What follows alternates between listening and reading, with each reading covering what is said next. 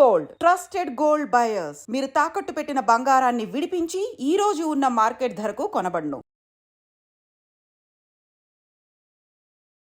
మనతో పాటు ఉన్నారు ప్రముఖ ఆయుర్వేద వైద్య నిపుణులు పంచకర్మ స్పెషలిస్ట్ డాక్టర్ చెల్లిమల శ్రీనివాస్ గారు.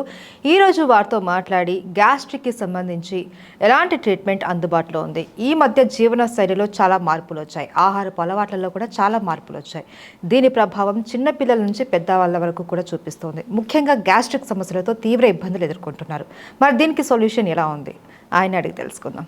నమస్తే సార్. నమస్కారం సార్, ఆహారపు అలవాట్లు కావచ్చు, మానసిక ఒత్తిడి కావచ్చు, టైంకి మనం ఫుడ్ తీసుకోకపోవడం, ఏదైనా కావచ్చు, కానీ ఈ జనరేషన్లో చాలామంది ఫేస్ చేస్తున్న ప్రాబ్లం గ్యాస్ట్రిక్. కరెక్ట్. సో ఏంటి దీనికి కారణాలు అంటారు మీ వైద్య దీంట్లో? తప్పకుండా. అంటే మీరు చెప్పిన వాటిలోనే most of the causative factors అన్నీ ఉన్నాయంటే మేము చూస్తుంటాం.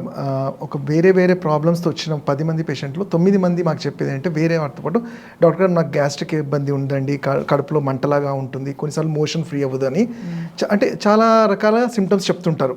ఛాతిలో మంట అనేది కూడా వింటుంటాం. ఎందుకు ఫస్ట్ ఇది కారణం చూస్తే మీరు ఏంటంటే దీన్ని ఆయుర్వేదంలో మేము ఆమ్లపిత్తము అంటాం. అంటే పైత్యము రసం ఎప్పుడైతే పెరిగిపోతుందో శరీరంలో అది అనీవెన్గా డిస్ట్రిబ్యూట్ అయినప్పుడు, అంటే మన శరీరం తట్టుకున్నంత వేడి క్రియేట్ అయినప్పుడు ఆ ఉండే విజరల్ ఆర్గాన్స్ మీద అన్నిటి మీద దాని ప్రభావం చూపెడుతుంది. అంటే మీరు చూసుకుంటే అసలు దీనికన్నా ముందు నేను చిన్నగా మీకు చెప్పి మన జీర్ణక్రియ గురించి చూస్తే మనకు అందరు తెలిసినట్టే ఫుడ్ మనం తీసుకున్నప్పుడు స్టమక్లోకి వెళ్తుంది. స్టమక్లోకి వెళ్ళగానే అక్కడ జ్యూసెస్ అనేవి హైడ్రోక్లోరిక్ యాసిడ్ రిలీజ్ అవ్వగానే మన జ్యూసెస్ అన్ని రిలీజ్ అవుతాయి. స్టమక్లో నుంచి చిన్న పేగుల్లోకి వస్తుంది. చిన్న పేగులోకి రాగానే లివర్ అనేది మనకి మెయిన్ అని ఎందుకు చెప్తామంటే లివర్ నుంచి పైత్య రసం అంటాం, బైల్ జ్యూస్ రిలీజ్ అయినప్పుడు ఈ స్మాల్ ఇంటెస్టైన్స్ చిన్న పేగుల్లో డైజెషన్ ప్రాసెస్ అనేది జరుగుతూ ఉంటుంది. మన శరీరానికి కావాల్సిన న్యూట్రియంట్స్ అన్నీ ఇక్కడి నుంచి మన శరీరం తీసుకొని సప్లై చేసుకుంటుంది. మరి ఏదైతే అవసరం లేదో దాన్నే మనము వేస్ట్గా అంటాం, అంటే ఫీకల్ మ్యాటర్ అంటాం. ఇది పెద్ద పేగుల్లోకి చేరుతుంది. అంటే లిటరల్గా చెప్పాలంటే ఇది డస్ట్బిన్ లాగా, కానీ డస్ట్బిన్ని కూడా మనం క్లీన్ చేయాలి. సో ఎప్పుడైతే ఈ పెద్ద పేగుల్లో పేరుకున్న తర్వాత అక్కడి నుంచి అది బయటకు వచ్చేయాలి. ఇది ఎవాక్యుయేషన్ ప్రాసెస్. కానీ మనం చూస్తూ ఉంటే ఇప్పుడున్న మన ఫుడ్ హ్యాబిట్స్ కానివ్వండి, మన లైఫ్ స్టైల్ మీరు అన్నట్టు ఆర్ కొన్నిసార్లు స్ట్రెస్ఫుల్ కండిషన్స్ వల్ల కూడా ఈ డైజెస్టివ్ జ్యూసెస్ అనేవి సరిగ్గా ఫామ్ అవ్వవు.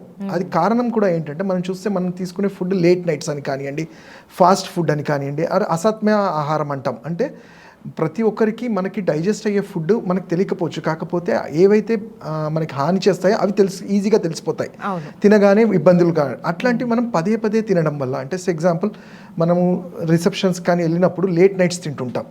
అలానే కాకుండా ఇవాళ రేపు మిడ్ నైట్ బిర్యానీస్ అని కానీ ఇవన్నీ కూడా ఏంటంటే మన మెటబాలిక్ క్లాక్కి అగెనిస్ట్గా పనిచేస్తాయి.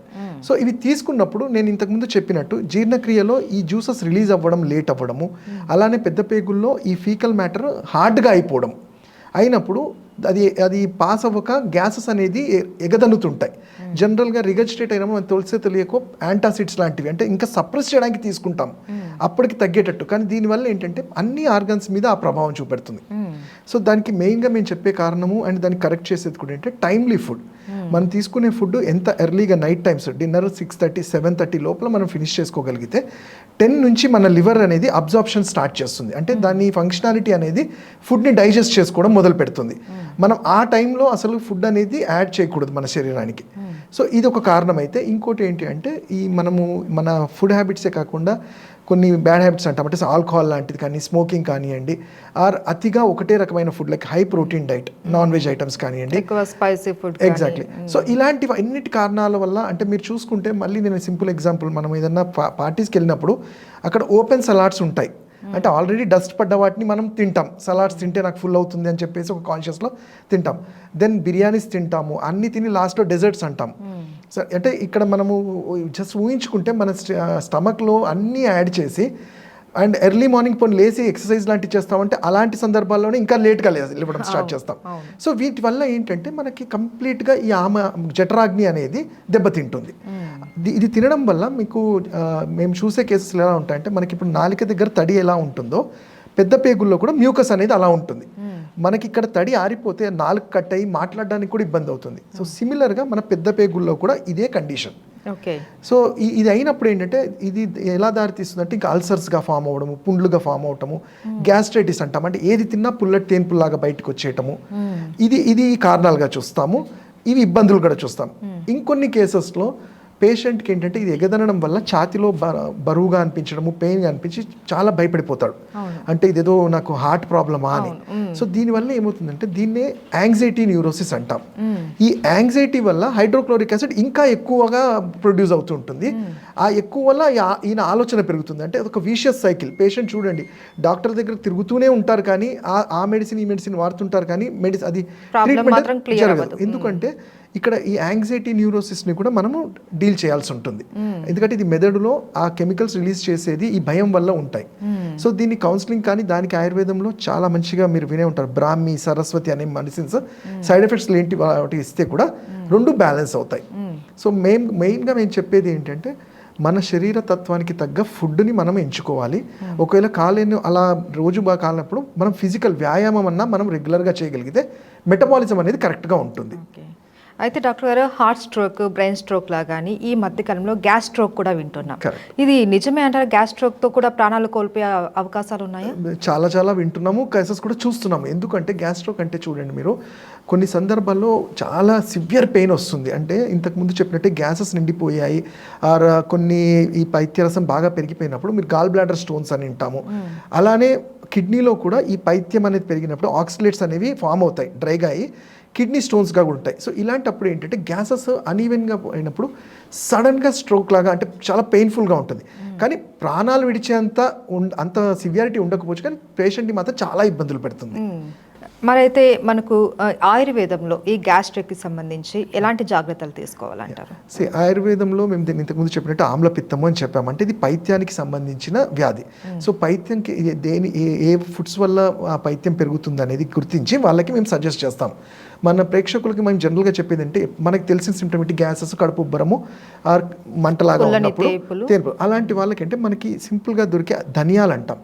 ఈ ధనియాల్ని ఒక చెంచాడు 50 ml వాటర్లో మనం బాయిల్ చేసుకొని తాగగలిగితే ఎంతటి గ్యాస్ట్రైటిస్ అయినా కానీ 15-20 minutesలో మనకి రిలీఫ్ ఉంటుంది. అంటే ఇన్స్టెడ్ ఆఫ్ యాంటాసిడ్స్ వల్ల ఇది చేస్తూనే కంప్లీట్గా మజ్జిగ అనేది తీసుకోమంటాం. పెరుగు కన్నా మజ్జిగ అనేది ఏంటంటే తక్రం అనేది ఈ అన్డైజెస్టెడ్ ఫుడ్ని డిజాల్వ్ చేసుకోవడం వల్ల చాలా హెల్ప్ అవుతుంది. అలానే వీళ్ళకి సజెస్ట్ చేసేది ఏంటంటే టైమ్లీ ఫుడ్, తక్కువ ఫుడ్ అయినా కొంచెం ఎర్లీగా చేయమంటాము. అలానే నిద్ర కూడా సరిగ్గా ఉండేటట్టు చూసుకొని స్ట్రెస్ఫుల్ కండిషన్స్. అయితే ఈ స్ట్రెస్ఫుల్ అన్న దగ్గర మేము జనరల్గా ఎక్కువ చూసేది అంటే IBS అంటాం, ఇరిటబుల్ బొవెల్ సిండ్రోమ్ అంటాం. అంటే ఇది ఏంటంటే వేటికి ఇరిటేట్ అవుతుందో తెలియదు. కొన్నిసార్లు అదే ఫుడ్ మంచిగా అనిపిస్తుంది, అదే ఫుడ్ ఇరిటేట్ చేసి మోషన్ కాకపోవడము లేకపోతే లూజ్ మోషన్స్ అవడం అవుతుంది. సో వీటికి ఇమ్యూనిటీ పెంచాలి, అంటే ఇంటెస్టైన్స్ ఇమ్యూనిటీ పెంచడానికి మేము ఎంచుకునేది ఏంటంటే త్రిఫలా చూర్ణం అనేది, అంటే కరక్కాయ, తానికాయ, ఉసిరికాయ లాంటివి చూర్ణాలు చేసి రోజు రాత్రి ఒక చెంచాడు నీళ్ళలో తీసుకోవడం వల్ల ఫ్లెష్ అవుట్ అవడమే పాటు ఆ ఇంటెస్టైనల్ గట్ అనే ఇమ్యూనిటీ మంచిగా మెయింటైన్ అవుతుంది. అలానే డైట్లో కూడా శొంఠి చూర్ణాన్ని తీసుకోవడం కానివ్వండి, పిప్పలి మనకి మార్కెట్లలో దొరుకుతాయి, తోక మిరియాలు అంటాం. వీటిని ఆవు నెయ్యిలో ఫ్రై చేసి పౌడర్ చేసుకొని మన కూరల్లో వాటిలో వేసుకోవడం వల్ల ఈ గ్యాస్ట్రిక్ సమస్యలు సాల్వ్ అవుతుంది. ఇలాంటప్పుడు కూడా కాదు అన్నప్పుడు ఆయుర్వేదంలో మేము పంచకర్మ క్రియ అంటాం. అంటే దాంట్లో వీరేచన క్రియ.